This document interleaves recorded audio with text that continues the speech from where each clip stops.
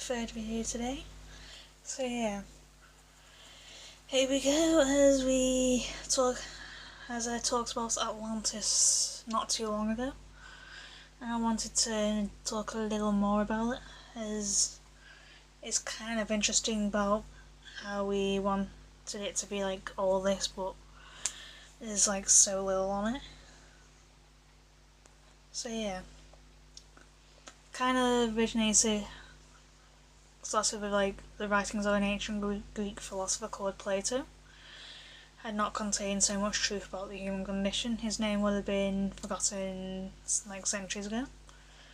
But it was like probably one of his more famous stories about the cataclysmic destruction of an ancient civilization, as Atlantis could possibly be false. But it's still repeated like more than 2,300 years after Plato's death. As James Roms, a professor of classics at Bard College in Annandale, New York, said it's a story that captures the imagination. It's a great myth. It has a lot of elements that people love to fantasize about. So yeah, Plato told the story of Atlantis in around 360 BC. As the founder of Atlantis said, half of a god and half human. And they created a utopian civilization that became like a great naval power. And their home was a made up concentric islands, separated by wide moats that linked by a canal that penetrated into the centre and all. And lush islands contained gold, silver and other precious metals, and supported an abundance of rare and exotic wildlife. And there was a great castle city on the central island. And there's like been many theories about where Atlantis is, like in the Mediterranean, off the coast of Spain, even what is now Antarctica. So yeah, it's possibly taken a nosedive from the ancient times to what is now, if it is Antarctica. Anyway, Charles Arthur, curator of history at the New York State Museum in Albany, says, pick a spot on the map and somebody has said that Atlantis was there. Every place you can imagine, kind of thing. As Plato said that Atlantis existed about 9,000 years before his own time. So, place about 9,360 BC, which is about 11,000 years ago. And that story is passed down by poets, priests and others, but Plato's writings about Atlantis are the only known records of any potential existence of so-called Atlantis. And few, if any, scientists think Atlantis actually existed, as a famous ocean explorer named Robert Ballard, the National Geographic explorer in residence who discovered the wreck of the Titanic in 1985, who essentially thrust him into the limelight in that. Notice that no Nobel laureate said that what Plato wrote about Atlantis is true. But he kind of says that Atlantis is a logical one, since cataclysmic floods and volcanic explosions have happened throughout history, including one event that had some similarities to the destruction of Atlantis. Well, it happened only 3,600 years ago instead of like 11,000 years ago, as a massive volcanic eruption devastated the island of Santorini in the Aegean Sea near Greece. At that time, it was a highly advanced society of Minoans that lived on Santorini. As the Minoan civilization disappeared suddenly at the time, around the same time as the volcanic eruption that happened. But Ballard doesn't think that Santorini was Atlantis, because at the time of eruption on the island doesn't coincide with when Plato said Atlantis was destroyed. As Ron believes Plato created a story Atlantis to convey some of Plato's philosophical theories, as he, quote unquote, he was dealing with a number of issues, themes and that run throughout his work. He says his ideas about divine versus human nature, ideal societies, and the gradual corruption of human society. And these ideas are all found in many of his works, as Atlantis was a very different vehicle to get some of his favourite themes. So yeah, end of quote. As the legend of Atlantis is a story about morals, can be about short story about moral, spiritual people who lived in a highly advanced utopian society, but became greedy, petty, and morally bankrupt, and the gods became angry because the people had lost their way and turned to immoral pursuits, also says. And as punishment, he says, the gods sent one terrible night of fire and earthquakes that caused Atlantis. That was a large island in the Atlantic Ocean, as yeah, it's been everywhere, so to say, which lay in front of the mouth of pillars of Hercules, known as Straits of Gibraltar. Their owners became a spiritually ugly race, and for the most reason Zeus and the gods destroyed them for letting the island be swallowed up by the sea. And Atlantis was ruled by a confederation of kings, and its power extended over Libya and as far as Egypt, and over Europe as far as Tuscany. And about 8,000 years before the Trojan Wars, where Atlantis attempted to conquer the world of the Mediterranean, but was defeated by the Athenians of remote times and its allies. Later, when the gods perceived that Atlantis was inhabited by an evil race, they let the island be destroyed by a third of the floods which preceded the flood of age of Deucalion I, and the first 10 kings of Atlantis, which were 5 pairs of twins, were all sons of Poseidon and Cleito, and the firstborn was Atlas, who was appointed to be king over the rest of, and after whom the island was called. And then the legend of Atlantis was not connected to myths except the name for Atlas and Poseidon. So yeah, kind of going into many different areas. The first, where it's kind of viewed elsewhere as account of Egyptian priests, as according to Plato's account, it was Solon, the Athenian statesman, the poet whom history says lived in 600 years after the Trojan War.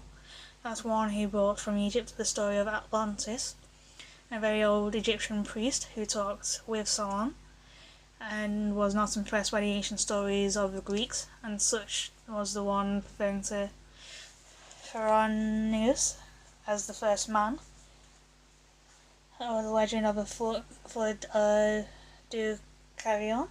And of these stories, according to the view, were not all ancient, as this Egyptian priest knew that humankind is periodically destroyed, either by fire or water or by lesser means. And behind the story of Pantheon, the Egyptian said lies the shifting of the celestial bodies around Earth, which causes destruction by fire on its surface at long intervals. When this happens, those living in dry areas or dwelling in mountains suffer destruction more than those living near rivers or by the sea. On the other hand, when the world is flooded, those living in mountains are saved, but those living in cities near the sea are swept in by the streams. And things being of this nature, those living by the Nile were spared when the world was destroyed by fire, and when it was destroyed by water, they were also spared because the rain is scarce in Egypt, as the water welling up always from below. And this way, said the Egyptian priest, memories of ancient times could be preserved in the country while all records were destroyed elsewhere. And while in other countries the periodical destruction caused irreparable losses, in Egypt it was possible to keep records of very ancient times. This is the reason why, continued the priest, the Greeks could just remember the flood of Deucalion, ignoring that many other floods had previously occurred, and in the same way they had lost the memory of that Athens, which existed 8,000 years before the Trojan Wars, which is our own day, said to have taken place about 1200 BC. So yeah, interesting theory from an Egyptian priest. And according to the same Egyptian priest, and I feel like I'm going to end up hating that Egyptian priest by the end of it, but Athens of old resisted the invasion of people from Atlantis, an island larger than Libya, named for the whole of northern Africa except Egypt, which lay in front of the mouth of the so-called Pillars of Hercules, today known as the Straits of Gibraltar. The island Atlantis was ruled by a confederation of kings, which held power also in the surrounding islands. The people of Atlantis had occupied Libya as far as Egypt, and southwestern Europe as far as Tuscany in Italy, and have conquered those regions. They gathered a host to extend their dominion to both Egypt and Greece. The Athenians of old, however, defeated this powerful army. Can I just say it's probably going to be a little biased? Well, I'll let you draw your own conclusions on what I say in this video and the last one. So yeah, at a later time, earthquakes and floods destroyed the two opponents, Athens being swallowed up by the earth, and the island of Atlantis by sea, vanishing forever. This is way, so the Egyptians said, of the ocean at the spot where Atlantis once was, becoming impossible to sail across, and blocked up by the mud created by the large island when it sank.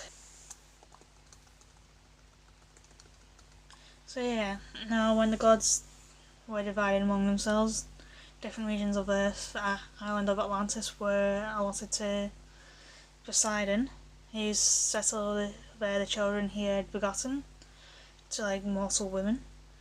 Now the women that weren't, the children born to women or men, Poseidon's, but children that weren't born to other gods and goddesses. And in the middle of the islands were fertile plains. In its centre stood a mountain where the autochthons, offerings of the soil, as Evenor and Leucippe lived with their daughter Cleito. When they died, Poseidon married a younger woman and had decided to alter the landscape, making the hill impregnable. So the god carved circular belts, 3 of the sea and 2 of the land around the hill, isolating it completely, and for a time sailing was unknown. And he also brought up springs of warm and cold water, producing all kinds of food. As Poseidon and Cleito had 5 pairs of twins along with their descendants, ruled the 10 provinces into which Poseidon had divided Atlantis. And the island and the ocean were called after Poseidon's firstborn, Atlas, who was also king over his brothers. And the brothers and the descendants of the 10 royal houses ruled over many other islands, also over the Mediterranean peoples living in west of Egypt and Tuscany. And the 10 kings who governed each his own province and said to the assembly every 5th year and every 6th year, administering the public affairs and delivering judgment according to the law that Poseidon had handed down to them, and according to records inscribed in a pillar of Calicum. As the people of Atlantis possessed an immense wealth, having their own disposal of kinds of supplies in endless abundance, like timber, metals, animals, tame and wild, including elephants, and a great number of fruits and veg that we'd probably know about today, and many other things. And receiving all these products, they promptly furnished their temples, harbours, and the rest of the country, and around their metropolis, which was about 10 kilometres or about 6 miles from the sea. They built a circular system of channels and bridges with towers and gates, and circular walls of stone which they coated in brass, tin, and calicum. And yeah, and Atlantis was a flourishing realm, and yet in spite of all the power driving from the wealth and advanced technologies like mighty fleets and armies and all, Atlantis was somehow defeated by Athens at the time.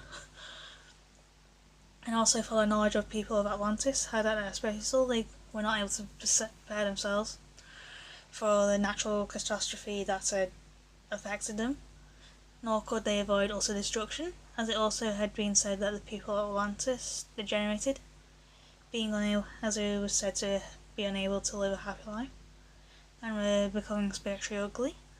And for this reason Zeus and the gods perceived how evil this race had become, and inflicted punishments upon them, and let them be swallowed up by the sea. And yeah, Atlantis sank into the sea supposedly.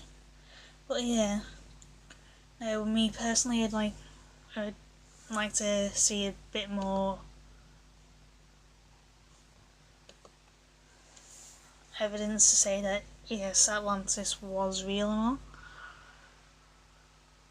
So yeah,